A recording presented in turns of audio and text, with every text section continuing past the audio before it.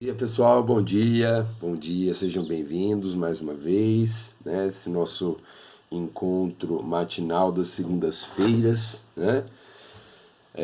Alunos, então, de língua portuguesa do segundo ano, nós estamos chegando no final, né, gente, do PET, porém, semana que vem, conforme o combinado, né? Na segunda-feira, vocês ainda têm o prazo, a gente vai aguardar, aí eu posso postar nos grupos, até que dia da semana a gente vai estar recebendo as atividades, né? Lembrando que esse mês, o 7 de setembro, acabou pegando a nossa primeira segunda-feira, portanto a gente, né, tem o prazo até semana que vem, na segunda-feira, para que vocês coloquem em dia todas as atividades do PET volume 4, tá? A semana 1, 2 e 3 está disponível, estou disponibilizando a semana 4 hoje. Confiram, né? Vejam se está tudo certinho, se estão deixando tudo ok, né?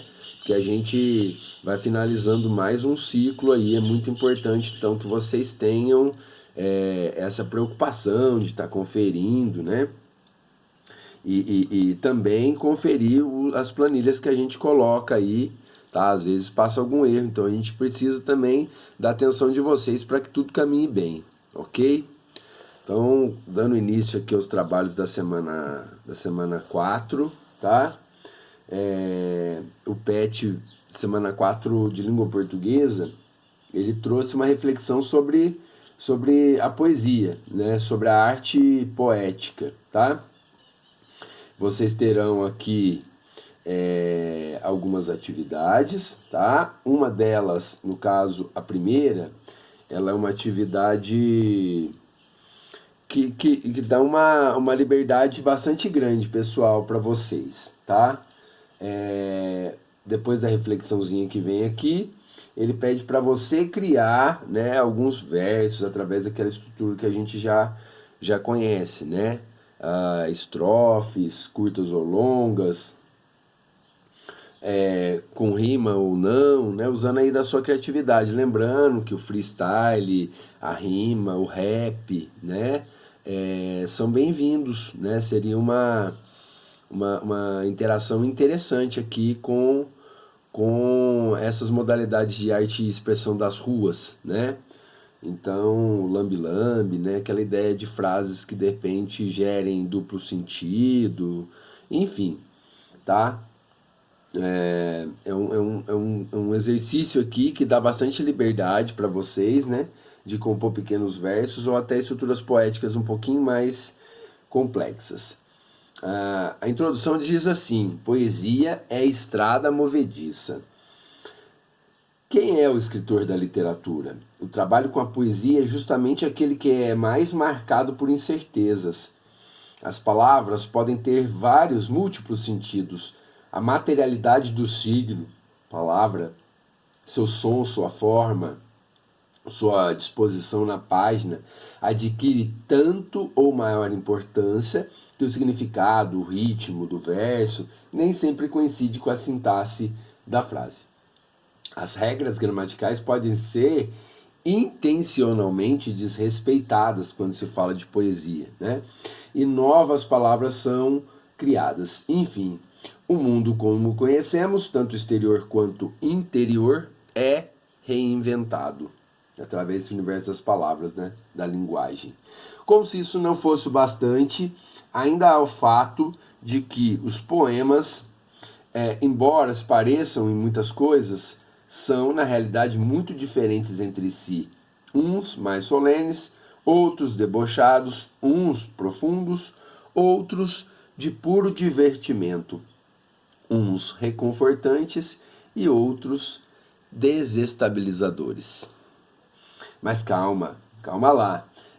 Há também textos bem fincados na realidade na qual estamos inseridos. Já imaginou que as músicas contam histórias assim como a literatura? Narrar uma situação, ou um caso, ou um fato através da escrita é também fazer literatura. Por isso, a escrita, com seus rodeios e palavras escolhidas de forma especial, traduzem o cuidado do escritor com o texto e com o leitor. é isso que faz a magia da poesia, não é mesmo? Você já ouviu falar em literatura de cordel? Cordel, né? A literatura de cordel, também conhecida no Brasil como folheto ou folhetim, né? De literatura popular, em versos, ou até mesmo, né? Simplesmente cordel, né? É um gênero literário popular escrito frequentemente na forma rimada, originando em relatos orais e posteriormente impressos, né, alguns folhetos que costumam ser vendidos em varais. Daí o nome de literatura de cordel, né, de ficar na corda. Então, com base nisso, tá, a gente tem algumas tradições e obras aí da literatura que seguem nesse sentido, né? Pensando aí na questão do cordel. Nós temos, por exemplo, o Alto da Compadecida, que a gente percebe que é um texto que trata diretamente com questões da cultura nordestina, né? A questão da religiosidade, ou mesmo da malandragem dos personagens, o julgamento, tudo ali, né?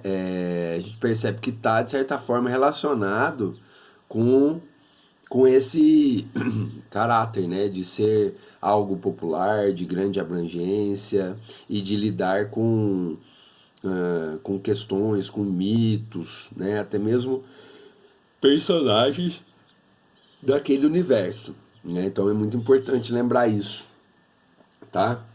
Bom, o que temos aqui na sequência? Na realidade, o PET 4 ele trouxe apenas a atividade 1, tá? Eu estou completando com as atividades 2, 3 e 4, em que nós vamos levar em consideração os temas das aulas anteriores, quando a gente falou de literatura, de matriz africana, né, do samba, né, de estilos aí que tem uma origem, né, diretamente vinculada, né, com o nosso povo, né, com as influências que nós recebemos, né, principalmente das culturas de matriz africana, tá? Então, com base nisso, eu trago algumas poesias do autor Jorge de Lima, né? Jorge de Lima, que foi um poeta, romancista brasileiro, né? E que, dentre as vertentes poéticas que ele aborda, né? Uma delas de destaque, né? É uma literatura que é mais voltada para essa causa social e principalmente com a questão dos negros, né? Então, Jorge de Lima ele vai escrever aí no início do século XX, né? Ele vai ter essa percepção, então nós percebemos que é muito recente ainda, né, a questão da abolição da escravatura, tá? Então, e como que essas questões são trabalhadas ou entendidas e compreendidas na época que ele viveu, né? Mais tarde, sua poesia social, né, em especial chamada poesia negra, é uma vertente em que o poeta busca em suas memórias de infância imagens de engenhos em que trabalham escravos. Na década de 30, período em que essa geração atingiu seu ápice, né, foi marcado por uma conturbação devido, né, por exemplo, às instabilidades econômicas geradas pela quebra da Bolsa de Valores de Nova York no ano de 1929, e no Brasil pela Revolução de 1930, que culminaria no Estado Novo de Getúlio Vargas. Em Jorge Lima, essa preocupação assume dois tons: a poesia social, com questão da vida dos negros que foram escravizados, né? E a poesia religiosa, pautada pelo cristianismo do sertanejo, pela espiritualidade, pela reflexão, né, em torno da espiritualidade, tá? O livro Poemas Negros, publicado em 47, é o maior exemplo, né, dessa representação da poesia de vertente social, ou ainda que ficou conhecida, né, como Poesia Negra de Jorge de Lima. A temática central da obra é a vida dos africanos trazidos como escravos ao Brasil, né? E como que era essa questão dentro da própria estrutura, né, da fazenda, né, com o senhor, a senzala, né, enfim, os maus tratos, os abusos, né, as questões sexuais, a violência desmedida. Então tudo isso transparece, né, a segregação por causa da cor, né, a, a, e o próprio fato da raça ser subjugada, né, tudo isso transparece em sua poesia. Para não apanhar mais, né, o texto aqui de um trechinho, né, para não apanhar mais, falou que sabia fazer bolos, virou cozinha. Interessante que ela não virou cozinheira, ela virou cozinha. Então tudo que se referia àquela pessoa na casa, né, é como se ela tivesse se transformado no móvel, naquele espaço em si, e serve apenas para aquilo, né? Não tem opiniões, enfim. Foi outras coisas para que tinha jeito.